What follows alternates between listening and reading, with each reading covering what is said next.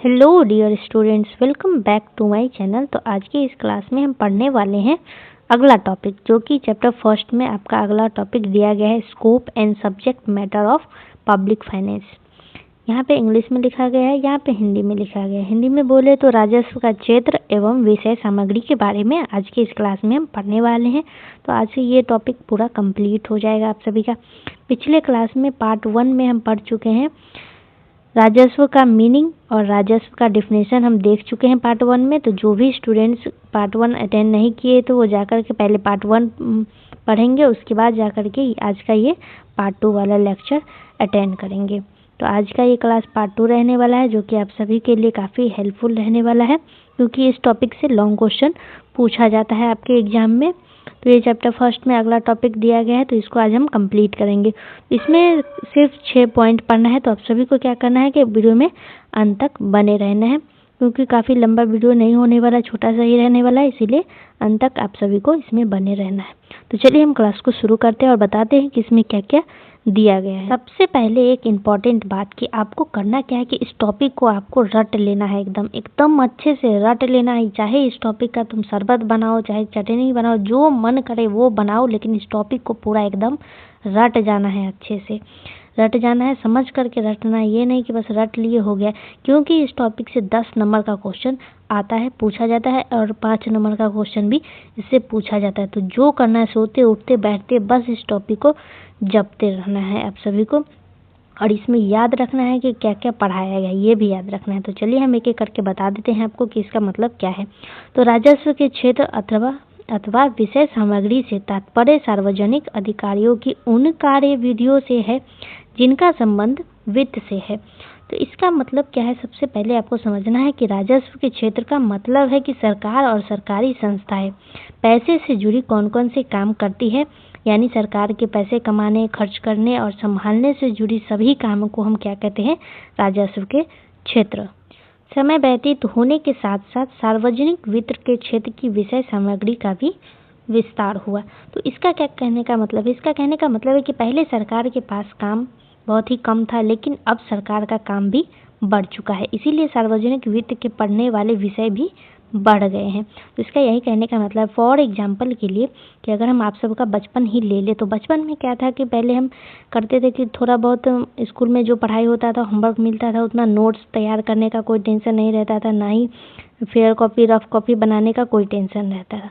पहले क्या था कि होमवर्क मिला स्कूल में, जो होमवर्क मिलता था बनाते थे और सबमिट कर देते थे, स्कूल में टीचर को दिखा देते। लेकिन जैसे जैसे हम लोग बड़े होते चले गए, तो क्या हुआ कि अब फेयर कॉपी बनाना है, नोट्स बनाना है, अपना रिवीजन का नोट्स तैयार करना है, इतना सारा कॉपी, इतना सारा नोट्स, रिवीजन, ये सब। तो क्या हुआ, इसका मतलब यही है कि बचपन में काम बहुत कम था, लेकिन जैसे जैसे बड़े हुए हम सबका काम भी बढ़ता चला गया। ठीक इसी तरह सरकार के साथ होता है कि पहले सरकार के पास काम बहुत ही कम था, लेकिन अब सरकार का भी काम बढ़ चुका है। यानी इसका कहने का मतलब है कि सार्वजनिक वित्त के जो क्षेत्र है, इसका भी विस्तार हुआ है। सार्वजनिक वित्त के क्षेत्र की विषय सामग्री को निम्नलिखित भागों में विभाजित किया जा सकता है। इसमें आपको याद रखना है कि टोटल 6 पॉइंट है, जो कि आपको याद रखना है। तो पहला पॉइंट यहाँ पे दिया गया है, इसका कहने का मतलब है कि सार्वजनिक वित्त को समझने के लिए इसको कई भागों में बांटा गया है, जिसमें से कि हम पहला पॉइंट पढ़ने वाले हैं। तो पहला पॉइंट दिया गया है आपका सार्वजनिक व्यय, इंग्लिश में बोले तो पब्लिक एक्सपेंडिचर। तो इसका मतलब है कि मोटे तौर पर सार्वजनिक व्यय के अंतर्गत निम्न विषयों का अध्ययन किया जाता है। तो पहला दिया गया है इसमें कि सार्वजनिक व्यय का क्षेत्र, सार्वजनिक व्यय का वर्गीकरण, सार्वजनिक व्यय के सिद्धांत और सार्वजनिक व्यय के प्रभाव। तो इन सभी का अध्ययन किया जाता है इसके अंतर्गत। तो इसका क्या कहने का मतलब है, सार्वजनिक व्यय का मतलब होता है कि सरकार पैसा कहाँ कहाँ खर्च करती है। फॉर एग्जाम्पल के लिए आप अपने पैसे कहाँ पे खर्च करते हैं, ये कमेंट बॉक्स में बताना है। जैसे कि आप अपना पैसा कहाँ खर्च कर सकते हैं, पढ़ाई लिखाई में, खेल कूद में, पार्टी में, खाने पीने में, इन सभी चीज़ में आप अपना पैसा खर्च करते हैं। तो ठीक इसी तरह सरकार भी पैसा खर्च करती है जनता के भलाई के लिए, जनता के फ्यूचर के लिए, जनता की भलाई के लिए सरकार क्या करती है, पैसे को खर्च करती है। तो यहाँ पे लिखा गया मोटे तौर पर सार्वजनिक व्यय के अंतर्गत निम्न विषयों का अध्ययन किया जाता है। तो इसका मतलब है कि सरकार के खर्च से जुड़े इन सभी विषयों का क्या किया जाता है, अध्ययन किया जाता है, जिसमें आपको 4 पॉइंट दिया गया है। तो पहले पॉइंट का मतलब क्या है, सार्वजनिक व्यय का क्षेत्र का मतलब है कि सरकार किन किन कामों पर पैसा खर्च करती है। तो वो कौन कौन सा काम है, तो सरकार खर्च करती है शिक्षा में, स्वास्थ्य में, रक्षा में, सड़क बनाने में, बिजली प्रोवाइड करने में। तो इन सभी चीज में क्या करती है, सरकार खर्च करती है। अगला पॉइंट आपका दिया गया सार्वजनिक व्यय का वर्गीकरण, यानी इसका मतलब है कि खर्च को भी अलग अलग भागों में बांटा जाता है। फॉर एग्जाम्पल के लिए विकासात्मक व्यय और दूसरा गैर विकासात्मक व्यय, तो इनमें बांटा जाता है खर्च को। अब तीसरा पॉइंट है कि सार्वजनिक व्यय के सिद्धांत, इसका मतलब है कि सरकार को कैसे और कितना खर्च करना चाहिए, इसके नियम, तो नियम भी बनाया जाता है कि कितना और कहाँ कैसे खर्च करना है। चौथा पॉइंट यहाँ पे दिया गया है सार्वजनिक व्यय के प्रभाव। तो जब सरकार खर्च करेगी तो इसका कुछ प्रभाव भी पड़ता है जनता पर। तो प्रभाव किन चीज़ों पे पड़ता है, तो पहला प्रभाव पड़ता है आपका अर्थव्यवस्था पर, रोजगार पर, जनता पे, इन सभी खर्च का प्रभाव पड़ता है। तो सरकारी खर्च का असर होता है अर्थव्यवस्था पर, रोजगार पर और जनता पे। आगे दिया गया है, चूंकि सार्वजनिक वित्त की इस शाखा का संबंध अर्थव्यवस्था के विभिन्न भागों में आवंटन से होता है, इसीलिए प्रोफेसर मुसग्रेव ने इस भाग को बंटवारा या आवंटन शाखा का नाम दिया है।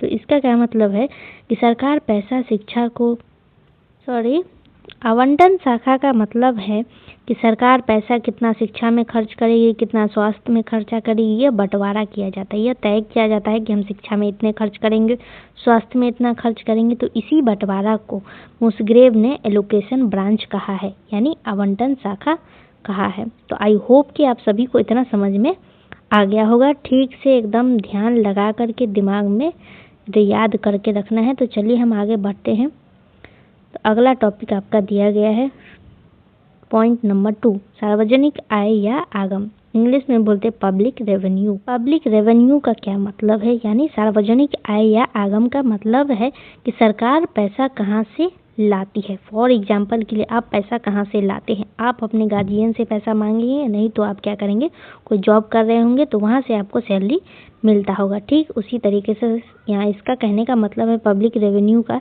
कि सरकार पैसा कहाँ से लाती है। तो सार्वजनिक आगम में सार्वजनिक संस्थाओं द्वारा एकत्रित आगम के विभिन्न स्रोतों का अध्ययन किया जाता है। तो इसका मतलब है कि सरकार पैसा लाती है, तो सरकार पैसा कहाँ से लाती है, तो टैक्स से लाती है, फीस से या फिर जुर्माना से या फिर सरकारी कंपनियों से। तो इन सब का अध्ययन ही सार्वजनिक आय में होता है। सार्वजनिक आय में क्या होता है, इन सभी का अध्ययन किया जाता है कि सरकार पैसा आखिर लाती कहाँ से। तो सरकार टैक्स से, जुर्माने से या फिर फीस या सरकारी कंपनियां से, इन सभी चीज़ों से सरकार को पैसा मिलता है। इसके अंतर्गत करारोपण के सिद्धांतों एवं प्रभावों का भी अध्ययन किया जाता है। तो इसका मतलब है कि टैक्स कैसे लगाया जाए, किस पर लगाना है और टैक्स का असर क्या होता है, इन सभी का भी क्या होता है कि इसमें अध्ययन किया जाता है कि कैसे लगाना है, किस पर लगाना है और इसका असर क्या होगा टैक्स लगाने से। तो इन सभी चीज़ों का अध्ययन भी इसमें किया जाता है। संक्षेप में इसके अंतर्गत निम्न विषयों का अध्ययन किया जाता है। तो किसका किसका अध्ययन किया जाता है, तो फर्स्ट पॉइंट आपका यहाँ दिया गया है सार्वजनिक आय का वर्गीकरण, इसका भी अध्ययन किया जाता है। इसका मतलब है कि आय के कितने प्रकार होते हैं, इसको भी बांटा गया है, इसका भी वर्गीकरण किया गया है। दूसरा पॉइंट है कर का वर्गीकरण, इसका मतलब है कि कर को भी कुछ भागों में बांटा गया है, इसका भी वर्गीकरण किया गया है, जिसमें से कि आपका है प्रत्यक्ष कर और दूसरा है अप्रत्यक्ष कर। और तीसरा पॉइंट यहाँ दिया गया है करारोपण के सिद्धांत, इसका मतलब है कि टैक्स लगाने का नियम, इसी को हम बोलते करारोपण के सिद्धांत। अब चौथा दिया गया सार्वजनिक आय का प्रभाव, इसका मतलब है कि टैक्स का असर जनता पर और अर्थव्यवस्था पे पड़ता है। सार्वजनिक आय का कुछ प्रभाव भी पड़ता है, तो वो पड़ता है जनता पे और अर्थव्यवस्था पे। पांचवा पॉइंट है सार्वजनिक आय की समस्या, इसका कहने का मतलब है कि टैक्स वसूली में भी दिक्कत आता है, तो कुछ समस्या भी आता है सार्वजनिक आय में। और छठा पॉइंट है कर दान क्षमता, इसका मतलब है कि जनता कितना टैक्स देने में सक्षम है। अब अगला पॉइंट है कि करापात एवं कराघात, इसका मतलब है टैक्स का बोझ किस पर पड़ता है, प्रोफेसर मुशर्रफ ने सार्वजनिक वित्त के इस भाग को वितरण शाखा का नाम दिया है क्योंकि सरकार के कर नीतियाँ का मुख्य उद्देश्य आर्थिक विकास के साथ साथ आय तथा संपत्ति का समांतर बंटवारा होता है। तो प्रोफेसर मुशर्रफ का क्या कहने का मतलब है, इनका कहने का मतलब है कि फर्स्ट पॉइंट में जैसे कि ये कह रहे थे कि एलोकेशन ब्रांच फर्स्ट पॉइंट, और दूसरे पॉइंट में ये कह रहे हैं डिस्ट्रीब्यूशन ब्रांच का नाम देते हैं ये।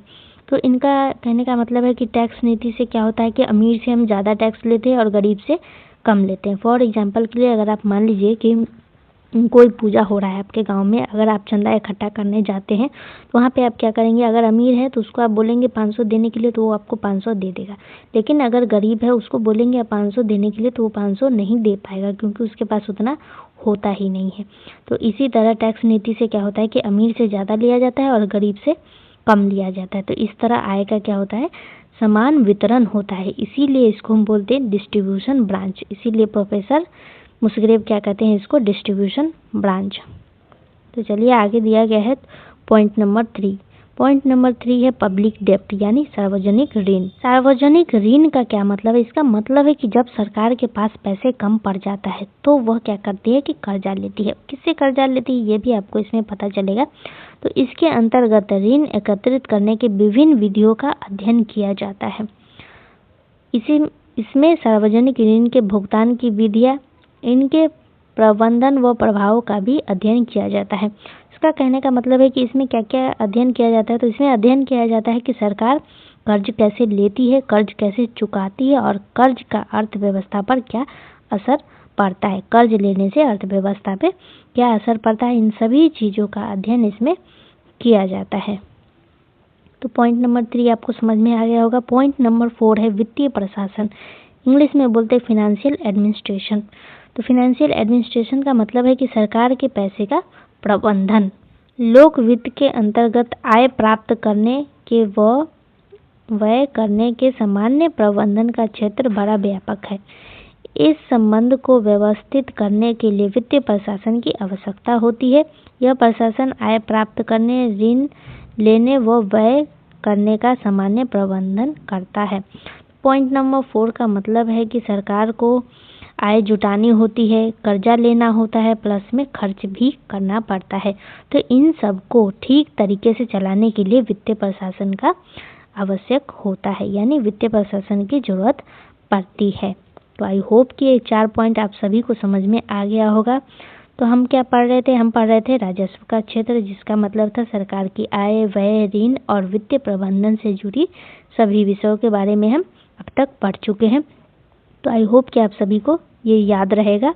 तो चलिए अभी हम आगे बढ़ते हैं। तो 4 पॉइंट हो चुका है, 2 पॉइंट इसमें और बच गया है जो कि अभी हमको पढ़ना है, 2 पॉइंट और। वित्तीय प्रशासन के अंतर्गत हम निम्नलिखित बातों का अध्ययन करते हैं। तो इसका क्या मतलब है, सबसे पहले आपको समझना है कि वित्तीय प्रशासन का मतलब क्या होता है। वित्तीय प्रशासन का मतलब होता है सरकार अपने पैसे को कैसे संभालती है, बांटती है और नियंत्रण करती है, इसी को हम बोलते हैं वित्तीय प्रशासन। आई होप कि आपको समझ में आया होगा। तो चलिए इसके अंदर हम क्या क्या अध्ययन करते हैं उसको पॉइंट वाइज दिया गया है, आप सभी को पॉइंट वाइज ही याद रखना है। तो फर्स्ट दिया गया है वित्तीय साधनों का वितरण। कहने का क्या मतलब है कि उन सिद्धांतों तथा समस्याओं का अध्ययन जिनके अंतर्गत संघीय शासन प्रणाली में संघ तथा राज्यों के बीच वित्तीय साधनों का बंटवारा होता है। तो पॉइंट नंबर फर्स्ट का मतलब है कि भारत जैसे देश में, फॉर एग्जांपल के लिए, कि भारत जैसे देश में मान लीजिए कि आप भारत जैसे देश में क्या होता है कि एक केंद्र सरकार होता है और कई राज्य सरकार होते हैं। तो सवाल ये उठता है कि पैसा केंद्र के पास कितना रहेगा और राज्य को कितना पैसा मिलेगा।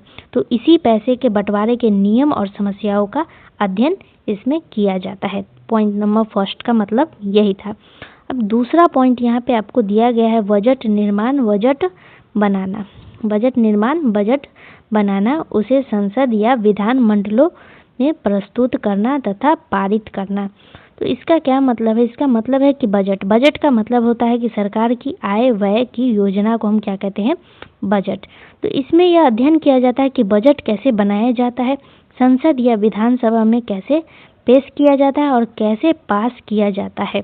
तो पॉइंट नंबर 2 का यही मतलब है। अभी तीसरा है करों का संग्रहण, करों का विभिन्न अधिकारियों एवं संस्थाओं द्वारा संग्रहण। तो इसका मतलब है कि टैक्स कौन वसूल करता है, कैसे वसूल किया जाता है, कौन कौन सी सरकारी संस्था इसमें शामिल होते, इसी को हम कहते हैं कर संग्रहण। कर संग्रहण का यही मतलब होता है, करों का संग्रहण का यही मतलब होता है कि टैक्स कैसे वसूल करना है, कौन वसूल करेगा, इसमें कौन कौन सी सरकारी संस्थाएं शामिल होगी। अगला पॉइंट दिया गया है अकेक्षण। तो अकेक्षण का क्या मतलब होता है? अकेक्षण का मतलब होता है सरकार जो पैसा खर्च करती है सही जगह खर्च कर रही है या नहीं कर रही है, सही जगह पैसा सरकार से खर्च हुआ है या नहीं हुआ, कोई गड़बड़ी तो नहीं हुआ है इसमें पैसा खर्च करने में। तो इन सभी का जांच पड़ताल किया जाता है। इन सभी के जांच पड़ताल को हम क्या कहते हैं? अकेक्षण कहते हैं। तो यहाँ पे जैसे कि लिखा गया है कि सरकारी लेखकों तथा अकेक्षण का दायित्व निर्धारण करना, इसी का मतलब होता है अकेक्षण। तो यहाँ पे आपको ध्यान से देखना है कि यहाँ पे डैश दिया गया है, इसका मतलब डैश है यहाँ पे, तो अकेक्षण का मतलब यहाँ पे लिखा गया है। तो चलिए अगला पॉइंट है आपका ऋण प्रबंधन।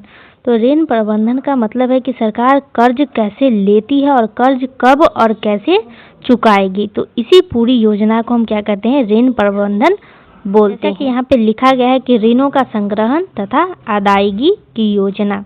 इसका कहने का मतलब यही था कि सरकार कैसे कर्ज लेती है और कर्ज कब और कैसे चुकाएगी। तो इसी पूरी योजना को हम ऋण प्रबंधन कहते हैं।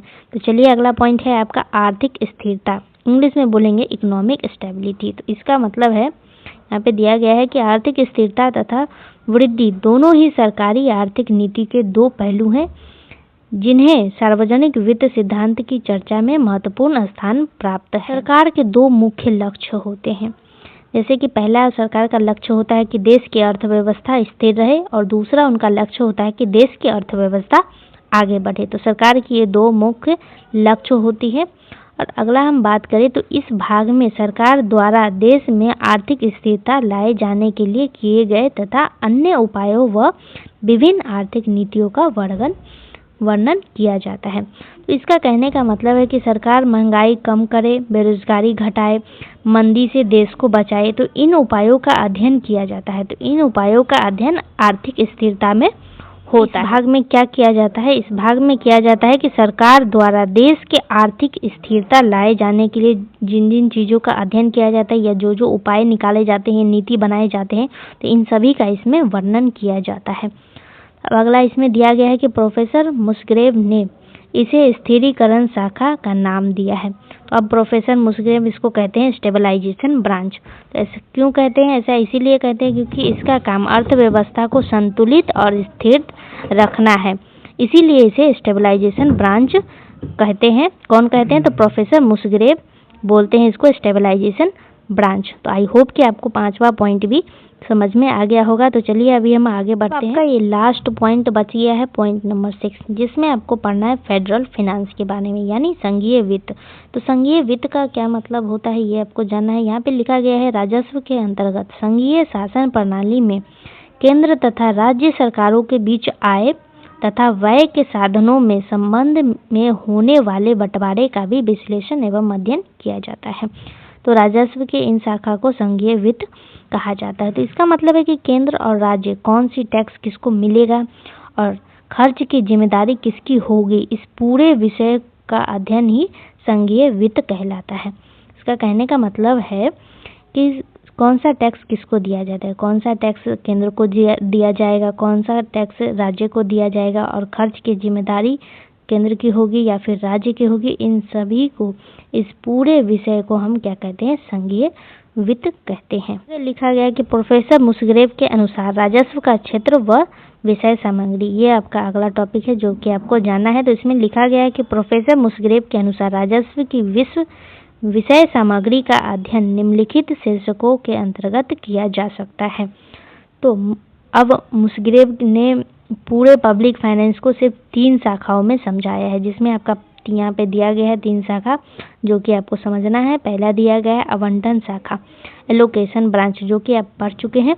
इसके अंतर्गत हम यह अध्ययन करते हैं कि लोगों की सामूहिक आवश्यकताओं की पूर्ति के लिए साधनों का आवंटन कैसे प्रभावी कैसे प्रभावी होना चाहिए।